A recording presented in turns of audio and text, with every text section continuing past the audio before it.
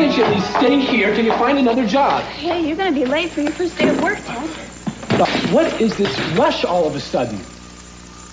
I have to do it this way. Hey, listen, if you care about me as much as you say you do, then you'll trust me and you won't start a fight. Hayley, 2 weeks ago, I was begging you to find another job so you could get out of this house, but you gave me 20,000 reasons why you couldn't. Now tell me, what has changed? I can't talk about it now. Not when I know that you're going to be going right out the door to work. Oh, you think I'm just going to walk out of here knowing that you're going to leave and I'm never going to see you again? Ted, I'll let you know where I am. I can take care of myself. I'll be fine. Are you going to move in with that guy? Is that what the secrecy is all about? What guy? The one whose apartment I followed you to. Angel? Yes. Of course not. Ted, that really hurts me to think that you would even think something like that. What am I supposed to think? You are not telling me a thing. Did you take the job at the Orient Express that I've been trying to get you? No. Well, I have a few other jobs lined up. Now, wait a minute. Do you have any money? I cannot believe you're just going to take off and you have no idea where you're going to stay. I won't talk about it anymore. All right. Hayley, I got to go. Promise me that you're going to meet me at the station later on today. I don't think I can, Ted. I have to go out and... Wait. It's my first day as a teacher. You got to be there for some support. Please. Okay. I'll be... You promise? I promise. I want... Okay, no, I got to go. I'll see you at the station.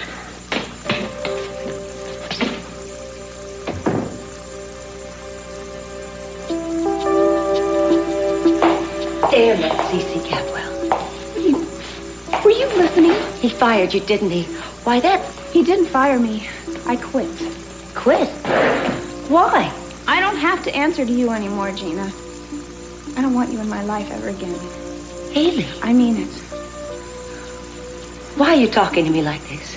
I've never done anything bad to you.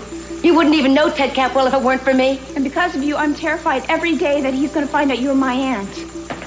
Hayley, he doesn't have to find out anything. Why won't you give me a chance? Now that Cece isn't going to testify against me, and Kirk isn't running my life anymore, I can start all over again. You and I can become closer than ever. After all, you're my brother's little girl, and I do love you. So give me a chance to prove to you I'm not the awful person Kirk made me out to be. I can't believe anything you tell me anymore, Gina. Don't say that. I know what you are now. Don't start hating me like everybody else. I don't hate you, Gina. I'm afraid of you. Did something happen this morning to upset her? I told her she was getting a roommate today. She didn't react well. Kelly, look at me, please. I know you want to get well, but to do that, you're going to have to cooperate with the people who are trying to help you.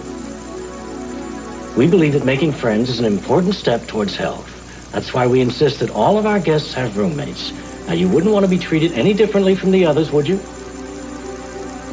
Another step that's essential for you to regain your health is to take your medication. You do want to get well, don't you, Kelly?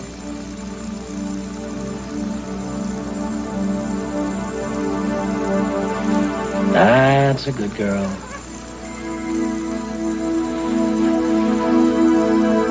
Now, why don't you rest?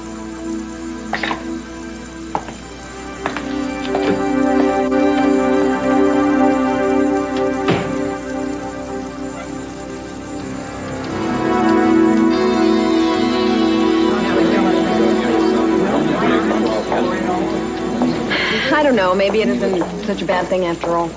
What isn't? Maybe lost the fight to ban the video during the trial. Mason's half in love with his own eloquence. Maybe if he gets carried away and overdoes it in front of the jury, he'll turn them off altogether. I can't believe I'm in this courtroom right now on trial for Madeline's murder. It's like a nightmare, some grotesque joke. Nobody's laughing, David. We take cold-blooded murder pretty seriously around here. You're not in front of the television audience yet, Mason.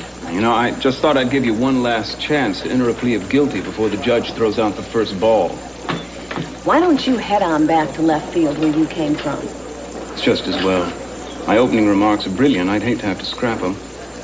You should take notes. Never hear yourself described more accurately. All rise.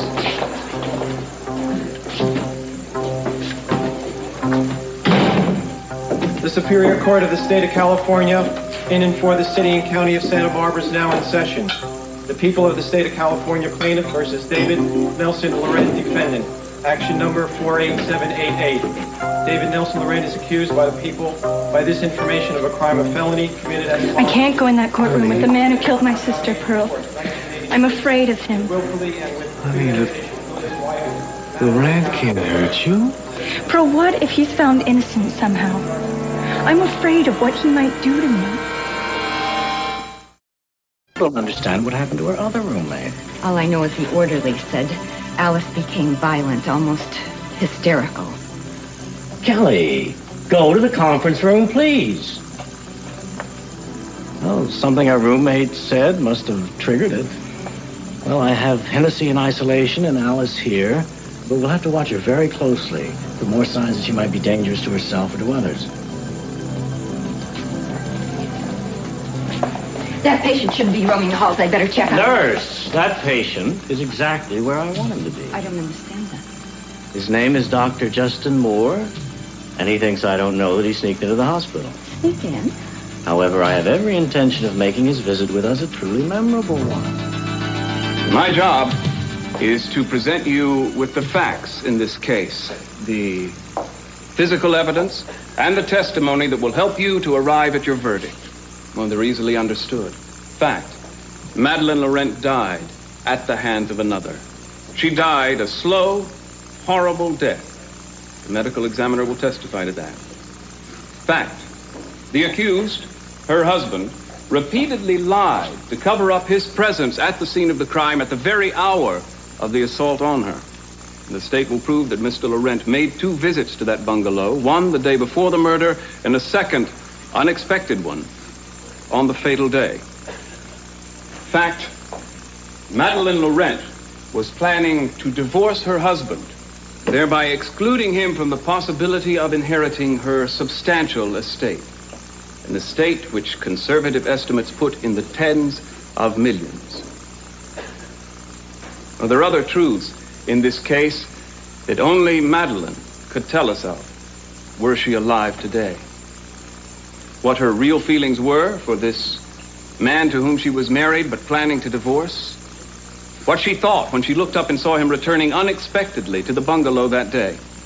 Did she have any suspicion of what was on his mind, of what his intentions were?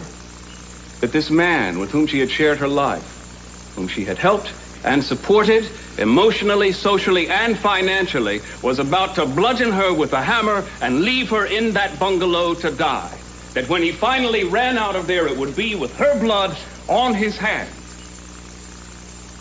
What must have flashed through her mind the moment she realized what his intentions were? Well, she must have been struck with terror. She must have pleaded with him not to hurt her, reminded him of the love that he once had for her, even offered him money in return for her life, but he wouldn't listen, because he had come there knowing what he wanted to do, and not even the sight of his beautiful young wife begging for her life was enough to stop him. Now, he'd come there knowing what he wanted, and what he wanted was everything that belonged to her, and that is as much the truth in this case as any of the physical evidence you'll be presented with. I ask you to look at this man. See him with Madeleine's eyes as she saw him on that day, the moment before her life ended. See him with her eyes, and justice will be served. Disraeli said that justice is truth in action. I believe that when you hear the facts that will come forth during the course of this trial, you will discover the truth. And that will lead you to decide beyond a reasonable doubt and to a moral certainty that David Laurent is guilty of murder in the first degree. Thank you for your attention.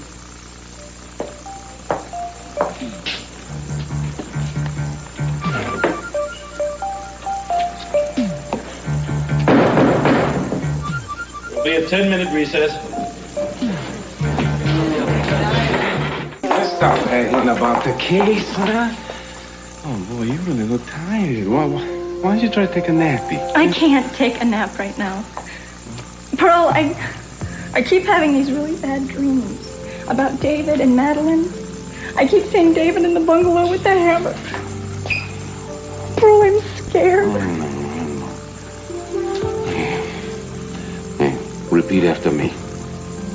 My main man, Pearl, has never led me astray.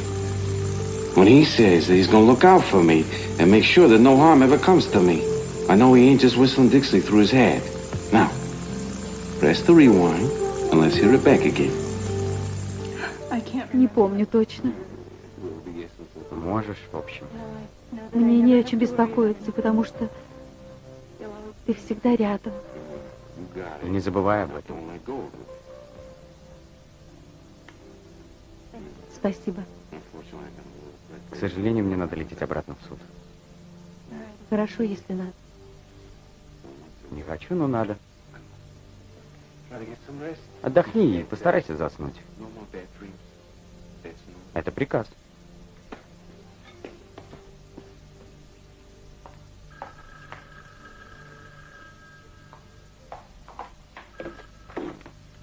Алло?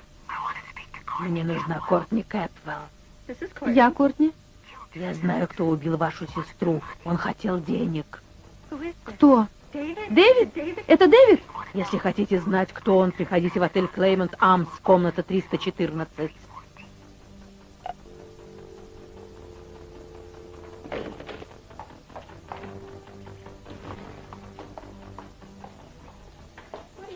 Снова ты?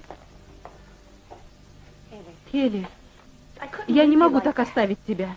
Хорошо, что те, кто дорог мне, не знают, что мы родственники. А ты и это собираешься разрушить. Хейли, я никогда не желала тебя. All I ever really wanted was the best for you. We're family. Don't say it.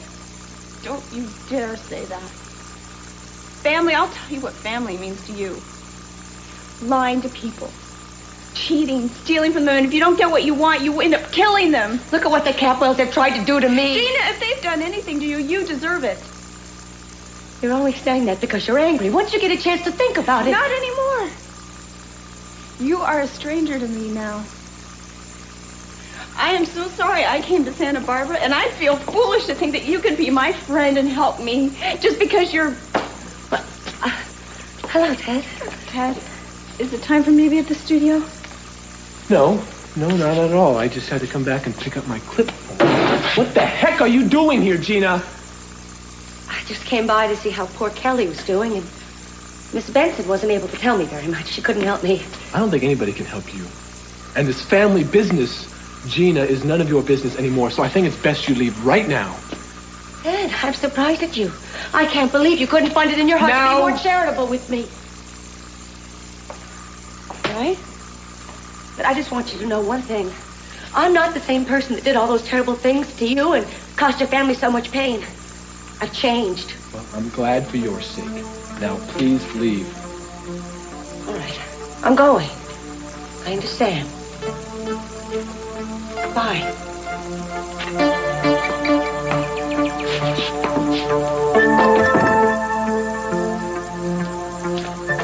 Kelly?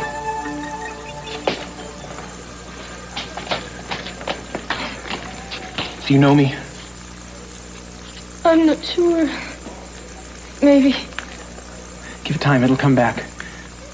Your pupils aren't dilated. Did you take your medication today? Good for you, you're learning to beat the system. How do you feel? I don't like it here.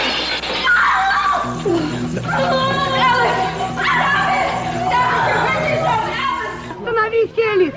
Санитары! Санитары, сюда! Быстрее! Я за доктором! Изолируйте ее! Я сейчас приду. Келли, Rawlings не должен меня видеть. Поговорим позже. Келли, иди в холл, за тобой придут. Элис, отдай мне вилку. Элис, мы не обидим тебя. Тебе станет легче. Мы хотим помочь тебе, Элис. Не принимай таблетки, Келли. Только притворись.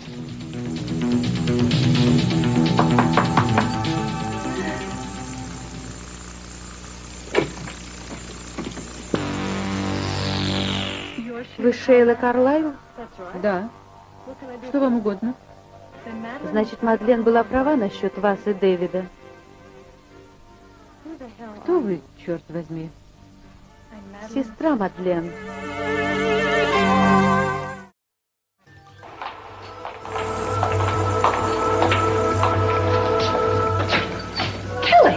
I thought Dr. Rawlings told you to wait in the art room. Well, now that you're here, I suppose you can stay. But Henry and I have to make a little search of the room first, just to make sure that Alice didn't hide anything else that could be used as a weapon in here. Don't miss anything, Henry.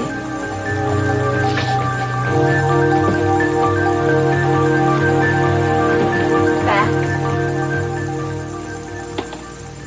and truth. The prosecution bends and twists those words for his own purposes. He seems to think that an emotional appeal to get you to identify with the victim will somehow close your minds to the real lack of evidence against the defendant, David Laurent. Far from leading you to the truth, Mr. Capwell's tactic is to use this smokescreen of melodrama to divert you from it. I'm sorry, but I refuse to preside over this melodrama. This is going to be a reasoned trial. I will appeal to your intelligence and your sense of justice, rather than inflame your imagination. And I have to tell you, I am confident that you, the jury, will acquit my client for one simple reason. He did not kill his wife. He didn't come to Santa Barbara to kill her. He came to persuade her to give their marriage another try. Because he loved her. He loved Madeline. And not her money. Now, the special prosecutor will try to paint this picture of David as being this penniless adventurer who was always and only after his wife's fortune. This is a complete misrepresentation. Mr. Laurent has been a very successful businessman. He loved his work, and he was good at it. He was creative, he was enterprising, he was daring. And yes, he sometimes took risks, which occasionally set him back with temporary reverses. Happens to the best of us. Now, his wife, Madeline, helped him out on one particular occasion by lending him some money for one particular enterprise. But he was never dependent on his wife for a living. If he had walked out of that marriage penniless, he would have his choice of any number of high-powered, high-paying jobs to choose from. Now, I will bring in witnesses to testify that whatever Madeline Capwell Laurent contributed to the marriage financially, Mr. Laurent more than made up for by his business expertise. Madeline wasn't interested in business.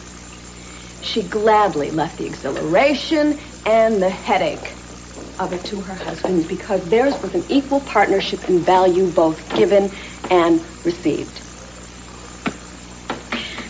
All right, let's get back to these facts that Mr. Capwell seems to think will prove beyond reasonable doubt my client's guilt. Now, wait a minute. I'm going to try a different tact. I'm going to tell you what it will not prove.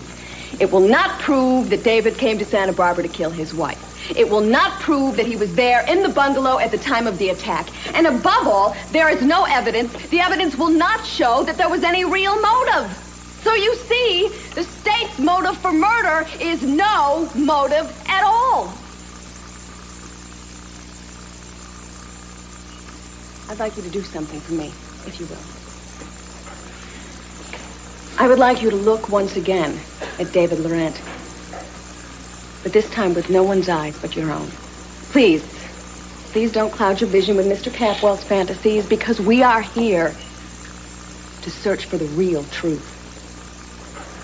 And the real truth can only be assessed by the actual evidence. Or the lack of in this particular case. Madeline was indeed a tragic victim. But the man that you're looking at is a victim, too. Not only has he suffered the loss of his wife, but he's suffered the pain of being accused of her death. He has an added burden. He's been cast out of a family that he's recently been made part of. You see, the Capwells have turned on David.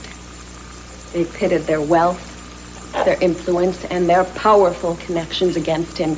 In fact, in their eyes, he's already been found guilty, without benefit of a trial. They've even exercised their influence right here in this courtroom. He is on Capwell turf, and they are determined that he will be convicted as a murderer. Now, there's probably one last question nagging at your mind. If David was such a decent, devoted, loving husband, why did she want to divorce him? Believe me, that's a perfectly human, natural question to ask, but one that mustn't be answered easily. There were two people involved in this marriage. If things went wrong, two people are responsible. Madeline was a capable, a bright, and a very attractive woman. But she was also a complex, difficult, and by all accounts, a controversial character. Many, many people had a negative reaction to Madeline. In fact, she made many enemies.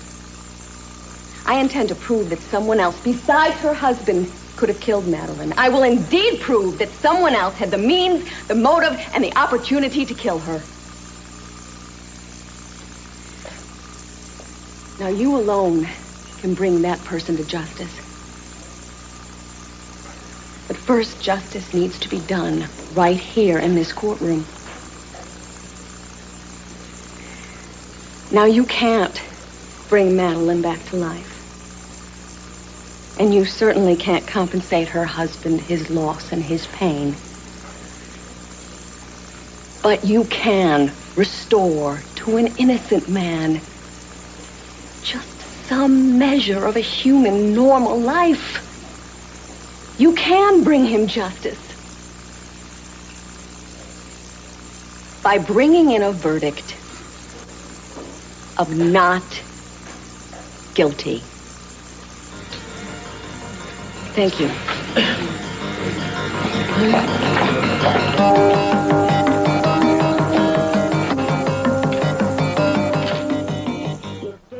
Дэвид очень любил вашу сестру.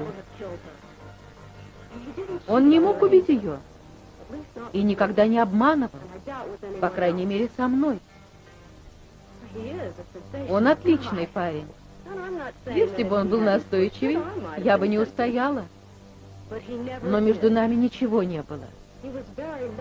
Уверяю вас. А Мадлен думала, что было. Напрасно. Она его плохо знала. Зачем вы в Санта-Барбаре? По делу? Как вы нашли меня? Неважно. Ну и ладно. Мне надо одеться. Хорошо. Нет, останьтесь. Покончим с этим раз и навсегда. Согласна. Хорошо.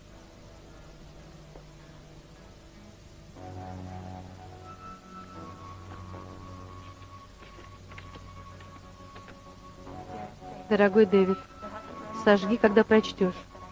Ты не представляешь, как я скучаю по тебе, по твоим рукам ночью, по твоим поцелуям по утрам.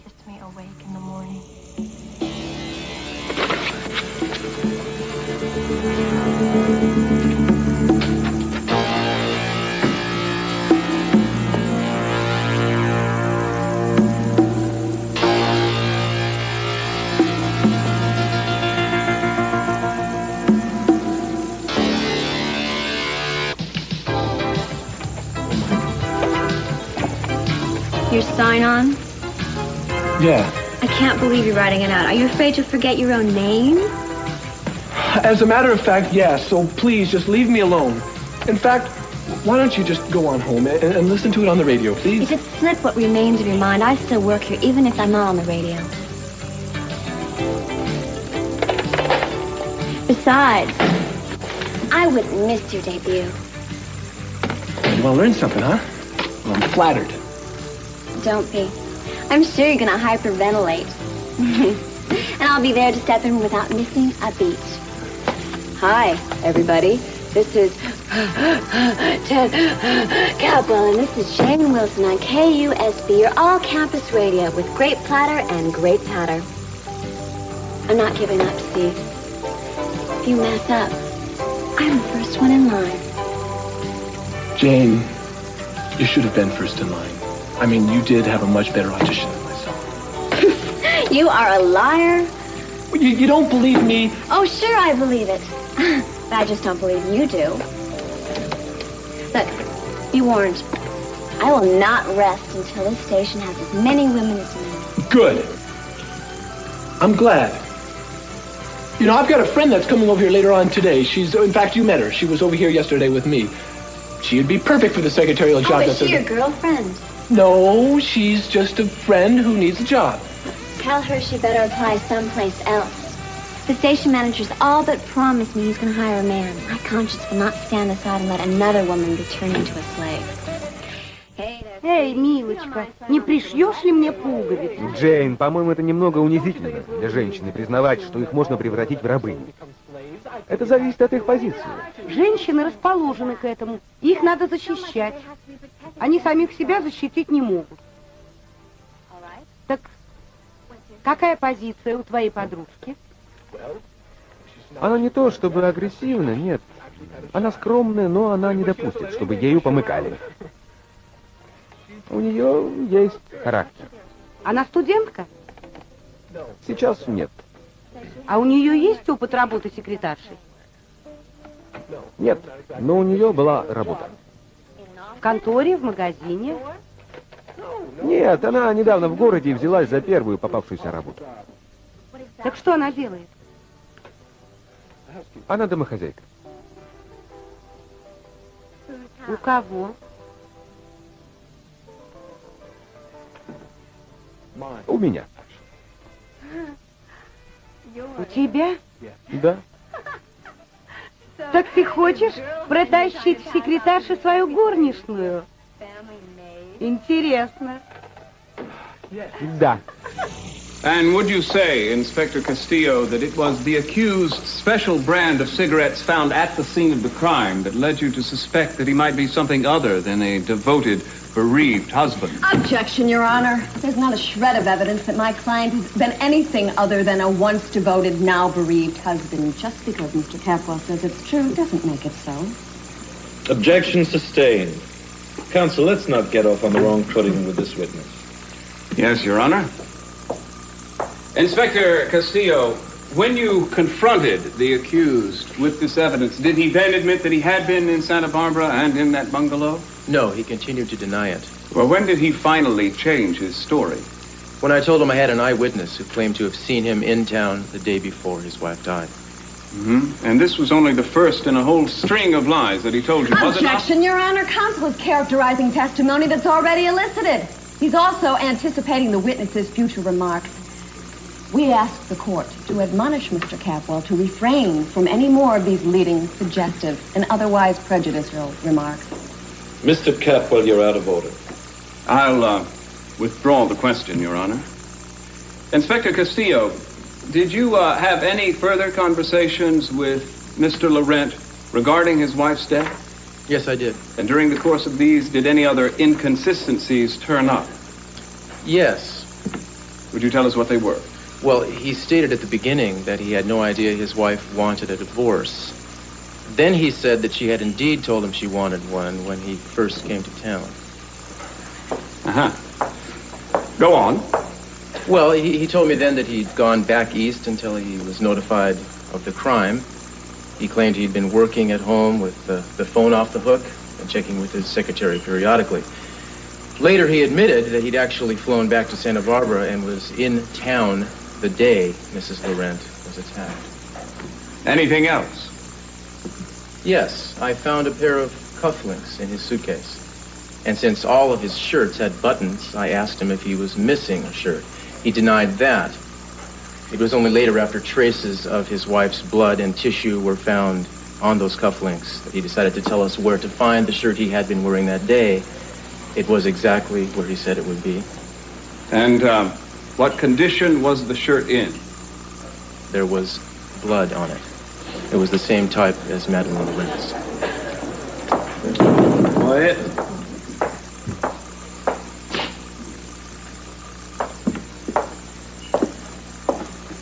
Is this the shirt and cufflinks that you found? Yes.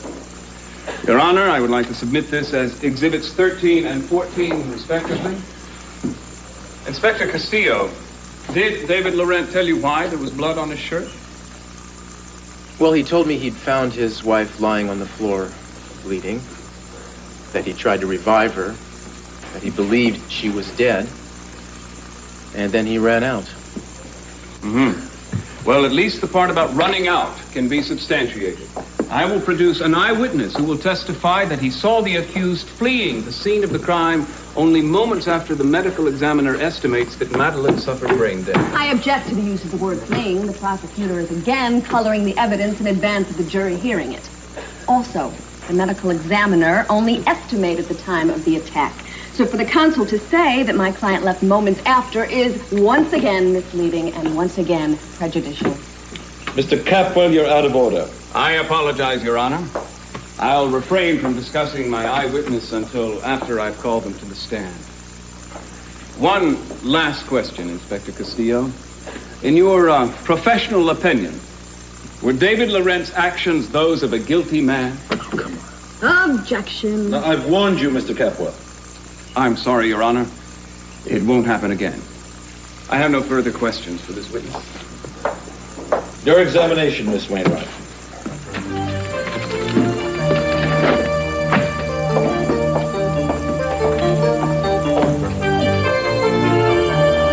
Dr. Rawlings isn't going to like this at all, Kelly. Do you have to tell me? Tell me what? What's going on? We found these while we were В комнате Келли спрятала. No wonder. Kelly, I am very disappointed in you. I'd hoped that I'd gotten through to you in our private session, but obviously I didn't. And that's a shame, because I was just going to tell you что к тебе посетитель. But I'm Но afraid теперь это вряд ли возможно. Пожалуйста. Разрешите. Пожалуйста. При условии, что ты примешь лекарство. Хорошо, давайте. Давайте. Нет. В таблетках. Я сделаю укол. Сестра, приведите посетителя мисс Кэппл. Да, доктор. Не бойся. Расслабься. Тебе станет легче, я обещаю. Спокойнее. Будет очень приятно увидеть знакомое лицо. Может быть, этот посетитель найдет с тобой контакт. Хотя отцу и другим это не удавалось.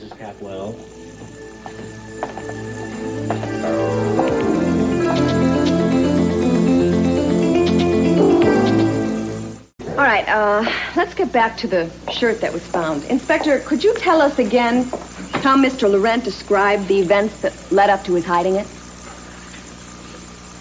He said he found his wife laying on the floor with blood all around her. And he tried to help her, but he couldn't.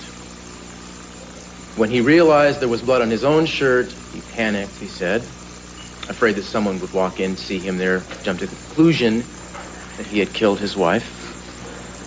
He described to me how he ran out to his car and started driving, how he stopped at a breakwater and hid the shirt, put on a fresh one that was in his briefcase, I believe.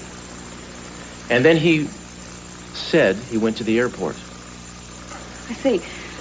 Did the police recover any evidence, or has there been any testimony that disproves any part of Mr. Laurent's description of what happened? No. No? Oh. So in other words, there's nothing that contradicts or makes his attempt of what happened impossible. No. Thank you. Inspector, could you tell us about the arrest that was made when Mrs. Laurent was found? The Capwell chauffeur who drove her to the bungalow was discovered kneeling next to the body by the maid. Was there any other evidence against him? He'd had a couple of public run-ins with Mrs. Laurent. Eventually, though, you released him. Yes, there was not enough evidence to make the charge stick, and then, of course, the case against the accused began to gel. But you did make a mistake in arresting him. Well, I suppose you could call it a mistake. It's nice to know that the police aren't afraid of admitting their mistakes. No further questions at this time. And thank you. Any questions, Counselor? Yes, Your Honor. You may proceed. Thank you, Your Honor. Inspector Castillo, did David Laurent ever once come forward of his own accord to tell you that he had been lying and that he wanted to tell the truth? No. And did he ever voluntarily change or correct any part of his story until he was forced to do so because he had been caught in a lie? No, he did not. That's all for now. Thank you, Inspector.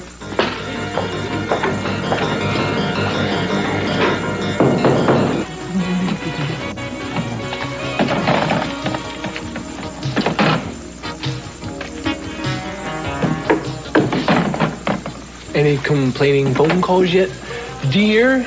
I wouldn't know. Your friend's here. Hayley? Where is she? She was looking a little helpless, so the station manager took her in hand. He's giving her the grand tour now. You know all the places in the station that are considered no man's land. The Xerox room, the coffee machine, the file cabinet. Wait. Are you saying she got the job at... Ask for yourself. Guys, guess what? I walked in, station manager came up to me and asked me if I wanted a job. Oh, fantastic. Oh, hey, what's going on here? I didn't even ask how you doing. Well, could be worse. Listen, we'll talk a little later, okay? Okay. Right now I have to go learn how to make coffee. Yeah. Oh, are you Jane? The station manager said that you could help me. You can wait for me in the main office. I'll be there in a minute. Хорошо. Пока. Пока. У тебя счастливый день, мистер Кэппл. Ты делаешь мою работу и имеешь личную прислугу. Джейн, перестань. Если тебя интересует мнение слушателей, лучше работай. Песня кончилась. О, Господи. Я бы и сама додумалась, но лучше, если вы поможете. Зря ждали, я не варю кофе. Извините, я подумала... Я не печатаю, не отвечаю на звонки, не пришиваю пуговиц. Вы-то, вероятно, все это проделывали? Я чем-то... Я была против того, чтобы брали вас. Я бы предпочла мужчину на этой должности. Мы тоже можем подружиться? Вряд ли. Мои друзья без предрассудков. Кстати, это то, что отличает нас от Теда Кэпрона.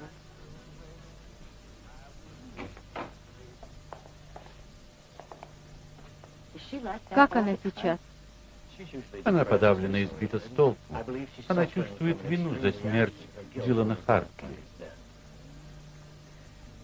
Думаете, если докажут, что это была самооборона, или что Дилан умер при других обстоятельствах, ей станет легче? Не совсем. Ее болезнь гораздо сложнее. Она воспринимает реальность лишь с одной стороны. Вы поможете ей? Постараюсь вылечить ее своим методом. И как можно скорее. Я могу ее увидеть? Да.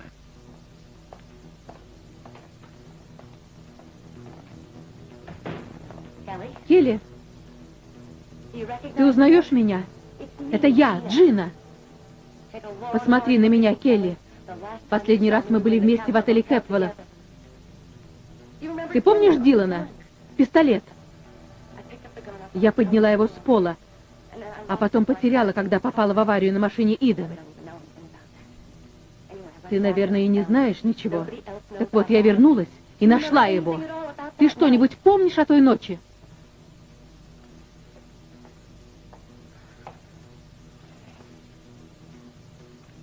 Келли, я знаю, ты поправишься. Но если тебя будут судить за убийство Дилана, я буду свидетелем, обещаю. А пока мне надо разобраться со своими делами.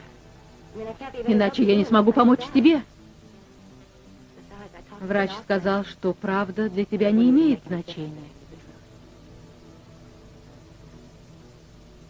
Мне надо подумать, как лучше использовать видеопленку и пистолет. А как вернуть дом и сына, я уже знаю. Надеюсь, на сей раз мне повезет. Здесь не так уж и плохо, а? Доктор Rawlings думает, что сможет помочь тебе.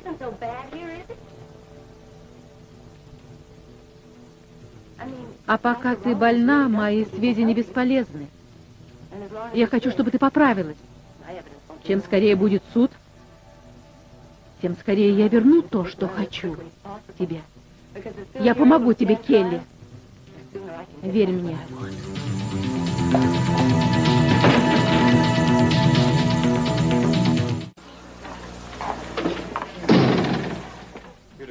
Ну что, Кортни, твоя семейка будет рада увидеть меня за решеткой.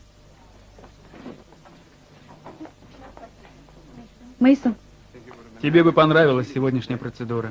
Мейсон, ты нашел мотив убийства Мадлен? Ты спрашиваешь из любопытства или что-то знаешь? Я только что беседовала с мотивом Дэвида. Она брюнетка. Какое-то время у них был роман. Я видела доказательства этого.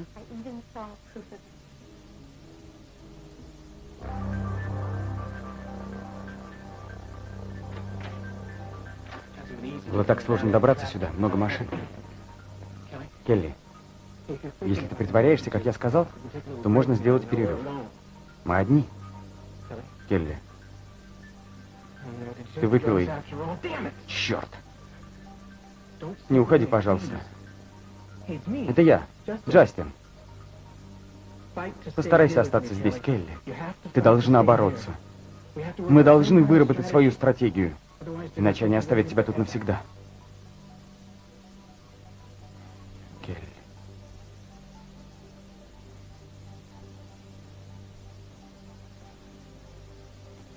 Я помню.